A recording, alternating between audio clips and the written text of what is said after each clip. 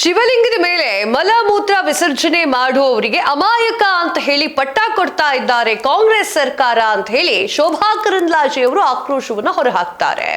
ಏನಂದ್ರು ಶೋಭಾ ಕರಂದ್ಲಾಜೆ ಅವರು? ಎಸ್, ಈ ಒಂದು ವಿಡಿಯೋದಲ್ಲಿ ನೋಡ್ತಾ ಹೋಗೋಣ.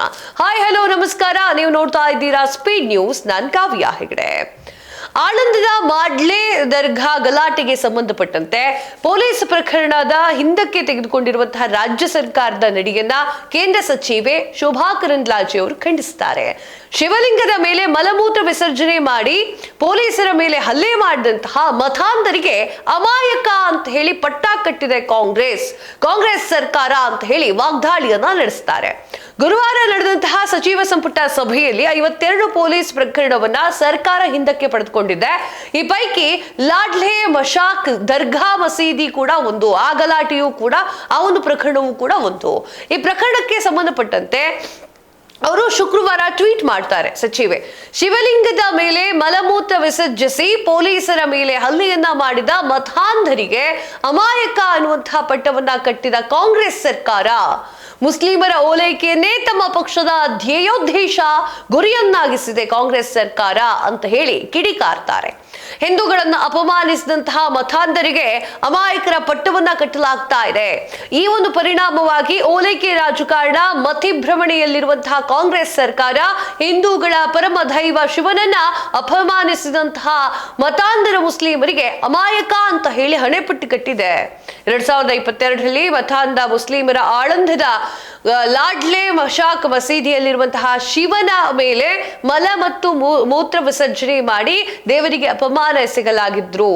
ಅಲ್ಲದೆ ದೇವರಿಗೆ ಪೂಜೆಯನ್ನ ಸಲ್ಲಿಸಲಿಕ್ಕೆ ತೆರಳಿದಂತಹ ಸಂಸದ ಪೊಲೀಸ್ ವರಿಷ್ಠಾಧಿಕಾರಿ ಅವರ ಒಂದು ಕಾರನ್ನ ಪುಡಿ ಪುಡಿ ಮಾಡಿ ಪೊಲೀಸರ ಮೇಲೆ ಹಲ್ಲೆ ಕೂಡ ಮಾಡಿದ್ರು, ಕಿಡಿಗೇಡಿಗಳ ಹಲ್ಲೆ ಮಾಡಿದ್ರು. ಅದನ್ನು ಕೂಡ ಯಾರು ಕೂಡ ಅದನ್ನ ಕನ್ಸಿಡರ್ ಮಾಡ್ತಾ ಇಲ್ಲ ಅಂತ ಹೇಳಿ ಶೋಭಾ ಕರಂದ್ಲಾಜೆ ಅವರು ಟ್ವೀಟ್ ಮಾಡ್ತಾರೆ.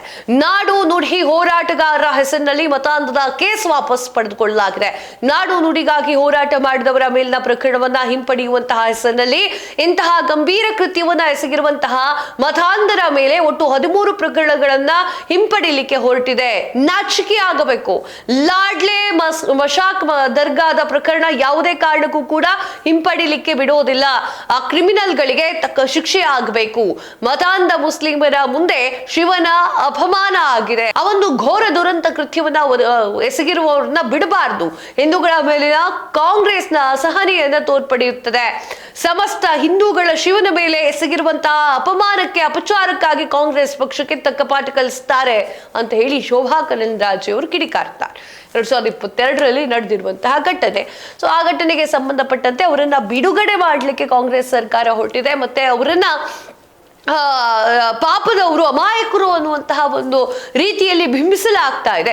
ಅದನ್ನ ನಾನು ಸಹಿಸಿಕೊಳ್ಳೋದಿಲ್ಲ ಅಂತ ಹೇಳಿ ಶೋಭಾ ಕರಂದ್ಲಾಜೆ ಅವರು ಹೇಳ್ತಾರೆ. ಇನ್ನು ಶೋಭಾ ಕರಂದ್ಲಾಜೆ ಅವರು ಈ ವಿಚಾರಕ್ಕೆ ಸಂಬಂಧಪಟ್ಟಂತೆ ಹಿಂದೂಗಳೇನಿದ್ದಾರೆ, ಹಿಂದೂಗಳು ಕಂಪ್ಲೀಟ್ ಆಗಿ ಕಾಂಗ್ರೆಸ್ ಅನ್ನ ಇಗ್ನೋರ್ ಮಾಡ್ತಾ ಹೋಗ್ತಾರೆ. ಯಾಕಂತಂದ್ರೆ ಈ ರೀತಿಯಾಗಿ ತಮ್ಮ ಪರಮ ದೈವವನ್ನ ನಿಂದಿಸುವಂತಹ ಕೆಲಸವನ್ನ ಮುಸಲ್ಮಾನರ ಸಾಕಷ್ಟು ಕಿಡಿಗೇಡಿಗಳು ಮಾಡಿದ್ದಾರೆ. ಎಲ್ಲ ಬಾಂಧವರು ಅಂತ ಹೇಳಕ್ಕಾಗಲ್ಲ, ಕಿಡಿಗೇಡಿಗಳು ಮಾಡಿದ್ದಾರೆ. ಇದನ್ನು ಖಂಡಿಸ್ತೀನಿ. ಖಂಡನಾರ್ಹವಾಗಿದೆ. ಇದು ಹಿಂದೂಗಳನ್ನ ಇಗ್ನೋರ್ ಮಾಡ್ತಾ ಇದ್ದಾರೆ. ಹಿಂದೂಗಳ ಪವಿತ್ರ ದೇವರ ಮೇಲೆ ಮಲಮೂತ್ರ ವಿಸರ್ಜನೆ ಮಾಡಿದ್ರು ಕೂಡ ಅವ್ರನ್ನ ಹೇಗ್ ಬಿಡೋಕೆ ಸಾಧ್ಯ? ಹೋರಾಟಗಾರರ ಹೆಸರಿನಲ್ಲಿ ಅವ್ರನ್ನ ಹೇಗೆ ಬಿಡೋಕೆ ಸಾಧ್ಯ ಅಂತ ಹೇಳಿ ಖಾರವಾಗಿ ಕಿಡಿಕಾರಿದ್ದಾರೆ. ನಿಮಗೇನು ಅನ್ಸುತ್ತೆ ಈ ವಿಚಾರಕ್ಕೆ ಸಂಬಂಧಪಟ್ಟಂತೆ ಕಮೆಂಟ್ ಮಾಡಿ ತಿಳಿಸಿ. ಇದಾಗುತ್ತೆ ಹೊತ್ತಿನ ವಿಶೇಷ. ಮತ್ತಷ್ಟು ಸುದ್ದಿಗಳಿಗಾಗಿ ನೋಡ್ತಾ ಇರಿ ಸ್ಪೀಡ್ ನ್ಯೂಸ್. ನಿಮ್ಮ ವೇಗ ನಮ್ಮದು.